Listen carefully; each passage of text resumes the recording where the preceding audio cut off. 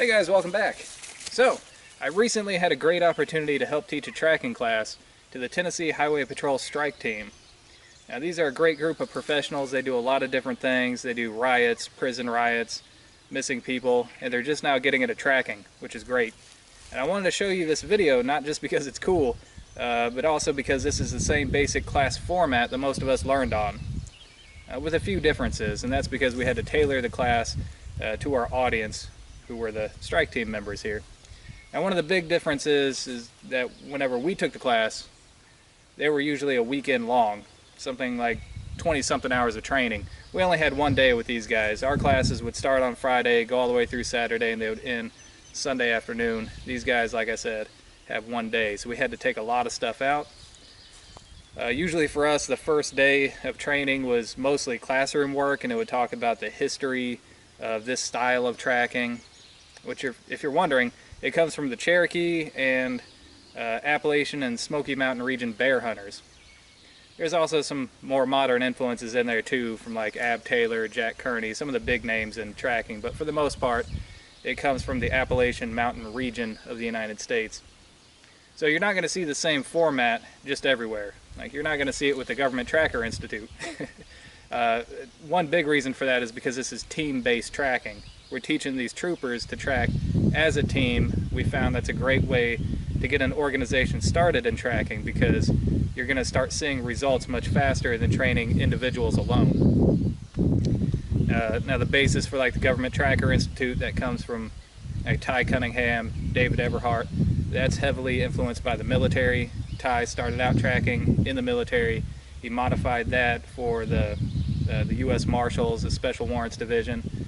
And of course, David Everhart is a combat tracker, so that's more of a military style of tracking.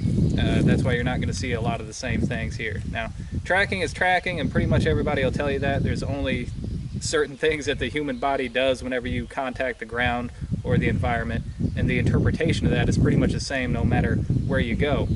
So, tracking is tracking, but there's different flavors of it. Alright, so anyways guys, I want to show you this video. There's not a whole lot of context because I was busy teaching most of the time rather than actually just taking video. So I'm going to narrate our way through this, and then at the end I want to show you guys a couple little applicable skills that I can show you real quick. That way I have some direct instruction with y'all. So stay tuned. Okay, so here we are, first thing in the morning. All of us instructors got out the day before and we camped out on the site. I took my Timber Creek Teleco 2 dome tent. It's a 3-man dome tent. I got this thing about 8 years ago, and I think when it was brand new it was about $30. So even though I'm not a big fan of dome tents, I got my money's worth out of this one. And it's got a ton of ventilation too, so any type of hot weather camping, this is my go-to tent. Here's our wonderful breakfast: sausage and scrambled eggs cooked over an open fire in a cast iron skillet. Here you see some of the other instructors. As I pan off to the left here, you might be able to see on the left of the screen my tent back behind me. There it is. Nothing like a good breakfast to start the day off right. Here you see all of our students arriving. This ain't even all of them. My first thought was the Highway Patrol really doesn't have a whole lot of variety in the vehicles they let them use, huh? There's a lot more of them there than I expected. It was a big class. Here you're going to see the classroom beginning to fill up. That guy in the front there is JJ. He's a head instructor. He's been doing this for a long time. Him and the other head instructors are SWAT team members out of Middle Tennessee. Here you see our troopers beginning to file in. I think altogether there was just over 20 troopers there for the course. And thus begins what we like to call death by PowerPoint. Now, whenever we went through this course, most of the first day was all a PowerPoint presentation, and we shortened this considerably for these guys because we wanted to get them out in the field as soon as possible. So we shortened this to about 15 minutes. We basically just went over a few different concepts and terminology so they would know what we were talking about. And the first thing we do in the field is called the Gauntlet. Our troopers are lined up in 2 files, and we're going to have an instructor walk right down through the middle. And where he places his feet at, the troopers are going to focus on that, and that's going to be their track.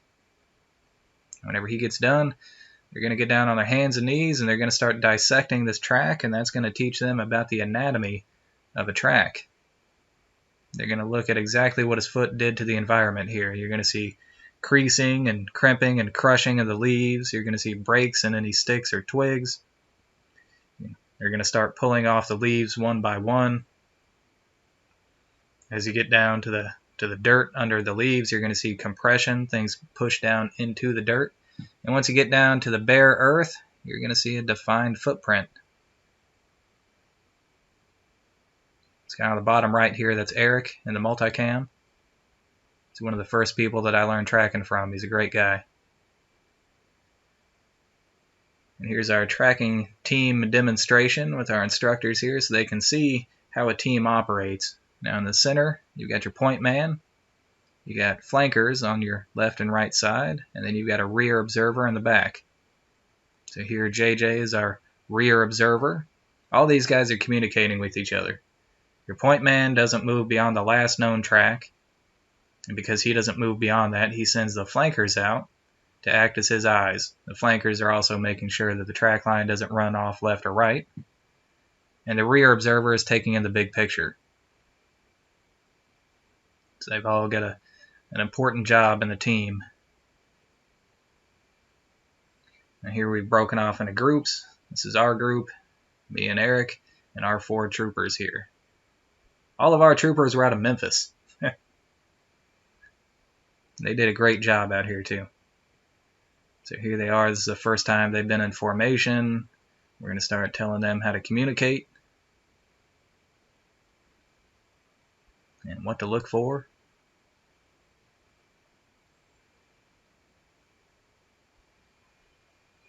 Didn't take them very long to catch on. Here they've kind of lost the track. We've got our point man on the bottom right of the screen here. He's got a walking stick out that he's using as a stride stick. I'll show you guys how that works. But they're grinding it out right now. Now, this is a little bit later on in the day. Eric ran this track. So they're following his tracks. And they're coming up on a big brush pile with some boulders. This one threw these guys for a loop. They were doing really good up to this point. And then they just stopped. They didn't know which way to go. So me and Eric are kind of backing up. It's far along enough in the day that they should know how to communicate with each other, and that's exactly what they're doing. Now instinctively, they know that most people are not going to walk right through a brush pile or up and over boulders. That's exactly what Eric did. He did that for a reason, because he wanted to show them what the sign is going to look like on those rocks and on those logs and sticks and things. But these guys are kind of hesitant to go through all that. Now, if you're running a track and it's somebody who ran through an area at night, there's no telling what they're going to crash through if they don't have a flashlight. So brush piles like this, that is a possibility. Somebody may go through all that. But if they can see what they're doing, usually they take the path of least resistance. These guys are also hesitant to get up in here because they're afraid of contaminating the area.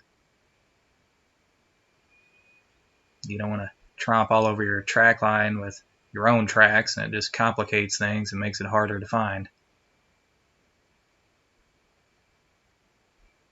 So now it's time for some instruction. Eric is going to step in here and tell them what they've been missing. He's going to say, okay guys, look at this. We got your track line running right up through here. See these green leaves right here? These are pushed off to the side. You can tell I stepped on those, and I stepped on this big stick right here. You can see some transfer of mud on that log. And they're going to begin going right through this.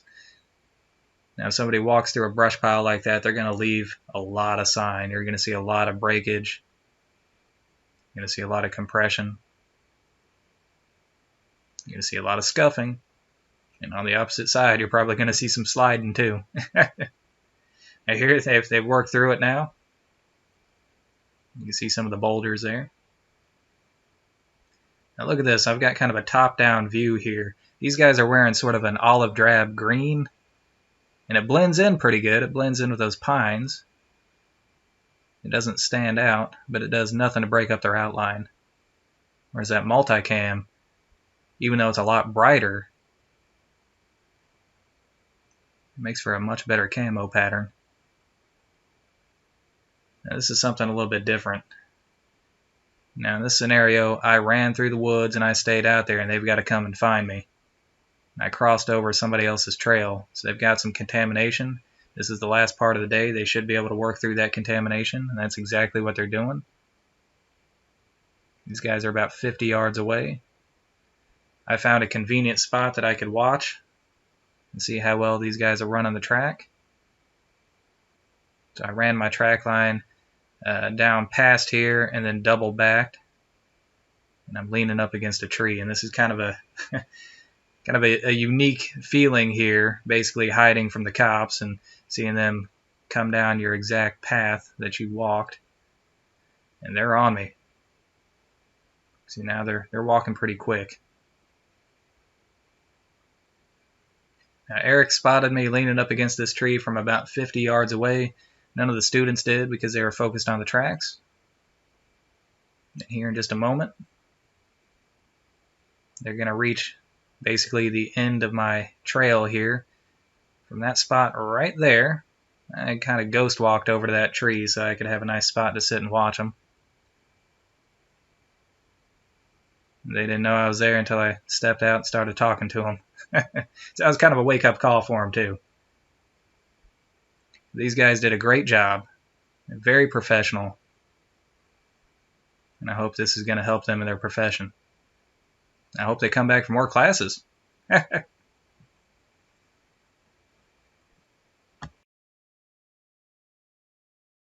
so throughout the video, you probably saw people carrying some sticks just like these. Now these have a function beyond just being a walking stick or a handy hiking stave. We actually use these with tracking. We call these a stride stick.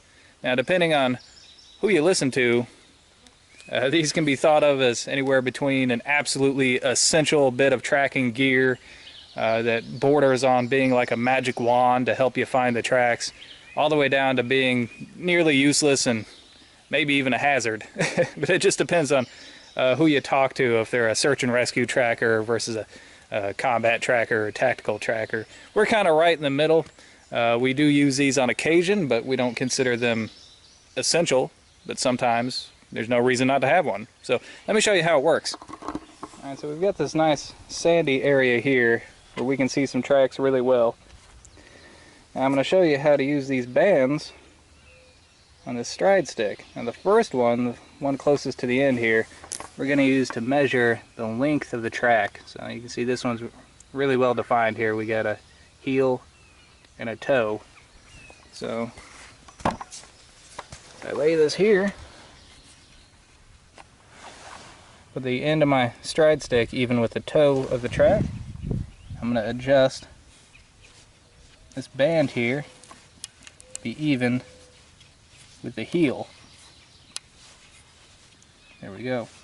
So that's even with the heel, that's even with the toe. So now, if I've got a bunch of other tracks here, I've got the exact length of the track that I'm looking for. Now with this other band, this one here, I'm going to measure the length of the step. Now you can either measure from heel to heel or from toe to toe on the next track. Most people go from heel to heel because the heel is the most defined part of the track usually.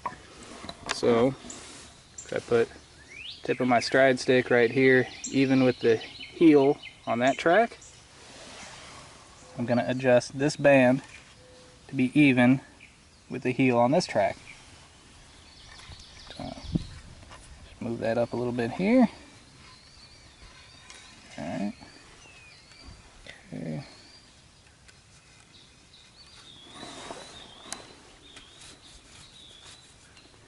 And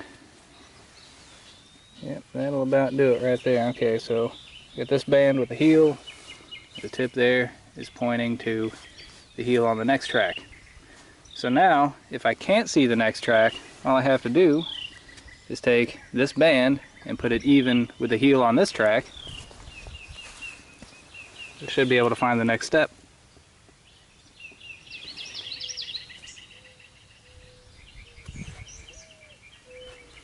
Alright, so tracking is all about using the light to your advantage. So here we can see a track pretty well because it's still early in the morning. And we have a nice sharp angle from the sun here. But as it gets further into noon and we have the sun coming straight down, we're not going to have those nice shadows that show us that track. So one thing you can do, take your hat off. This is one reason why trackers wear these nice wide brim hats. You're going to shade the area where the track is. We're going to do that, and then you're going to use a signal mirror and reflect the light across the track. You might be able to see all those nice shadows in there. You can see that tread pattern really well now. See that? You can do the same thing with a bright flashlight. But there you go. If you lose the lighting, you don't have to lose the track. Alright. So we're in the woods here. And this is what an actual track line looks like for people. I just walked through here real quick. This is the kind of stuff that you're actually going to be looking at. So here's one track right here. You can just barely see a little impact right here where the heel is. And you've got this disturbance right here that's kind of pulled up where the toe is. So if we need to find where the next one is, I can see it's right here because we've got these leaves pulled up and they're still wet on the underside, so they're darker than the surrounding leaves. And if we didn't know that, we could use our stride stick here. You can see going from the heel of this track, here's our heel right there. Sweep it across here. You see that is the next track. And so on. We could continue doing this. Here's my next track. Here's the next one up from that. Now this one is a really good one to look at. We had a little bit of a hill right here, so I've got more disturbance in this one. So my heel is right in here, and then where my toe is all this stuff thrown up right here at the end. It makes kind of like a little teepee. And this is just by the way that the foot moves. As it lands down here, when you're walking, it's going to pull that out. That's called a toe pull. It's also what we call a direction of travel indicator. Right? Because we know, looking at the track here, that's pulled out that way, you were going this way. Now if you try to turn around and walk backwards, you would have a heel pull. Your direction of travel indicator would be going the same way. So, you know, all that talk about, oh, I'll just evade the trackers by walking backwards. Well, if you're a really good tracker and you can pick out where the heel is and where the toe is, you're going to see where the direction of travel indicators are, and you're going to say, hey, this guy's trying to evade me, because he's walking backwards. If you're not such a good tracker, you're not going to pick out the toe and heel. You're just going to look at the direction of travel indicators, and you're going to say, well, he's going this way. So he's still going to find you. You may not know that, you're trying to evade him, but he's still going the same direction that you're going, whether you're facing that way or not. So our next track is right here. This darker area. And then here, the stick is contacting it, pulled these leaves up off the ground. So we could continue on like this for as far as the track goes. If you get down low to the ground, you may even be able to see a series of those toe pulls, and it makes like a shaded line through there. We call that a shadow line.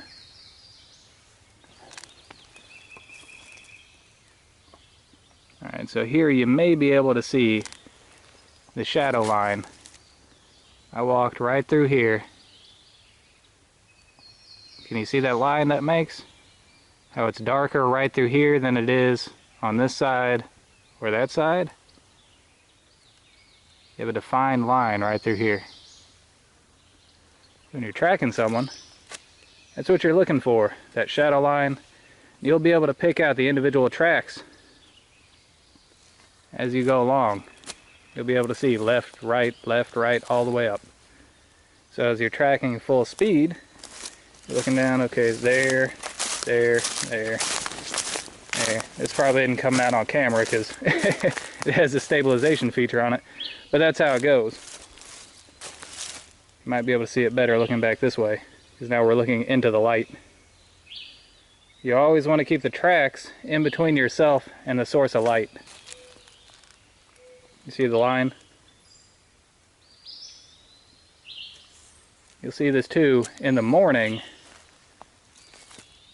With the dew, you'll have a dew trail, and you can pick that out pretty easily too. I'll show you an example of that. Alright, so here we have an example of a dew trail.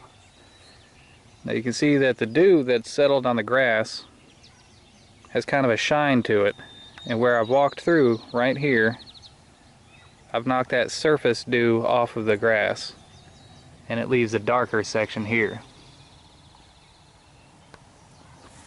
So if you see this and you're actually tracking somebody, you best run this section, because it's very easy to see right now,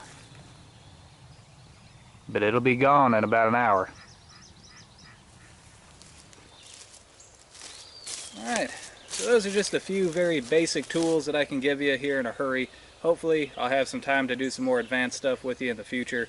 But that's all the time that I have for today. So I hope you enjoyed it. Until next time, thumbs up.